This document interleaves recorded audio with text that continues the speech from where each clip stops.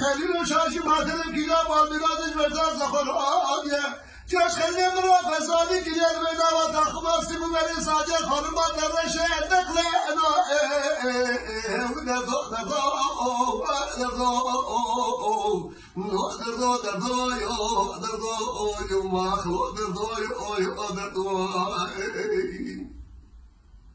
بلو خليلا بالجهار لا لا لا لا لا لا لا لا لا لا شباب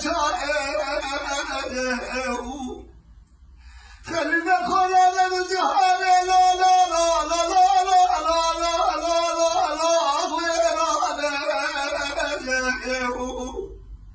طب يا بسيط يا شباب يا دبار يا مان يا مان يا مان يا مان يا مان يا مان يا مان لا سبارة خلونا العربي باشا بلاس قدينا مرازم راس هذا عصر كم مرازم متوافق اللي واشر بزم الصالح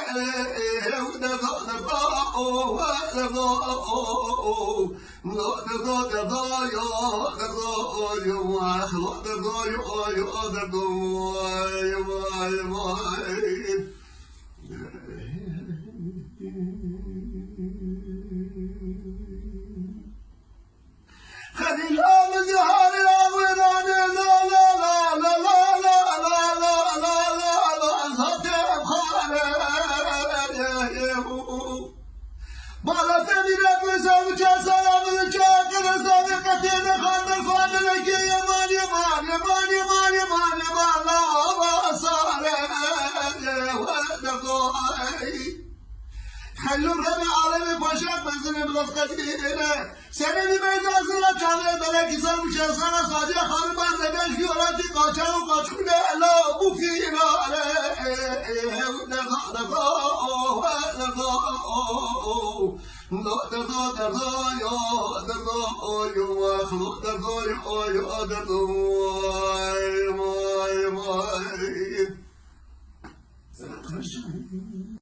Lütfen kanalımıza abone olmayı unutmayın. تماشاواني مي هجا جكرم أخورا بفن أبونه ما بعجبينن وما بشوبينن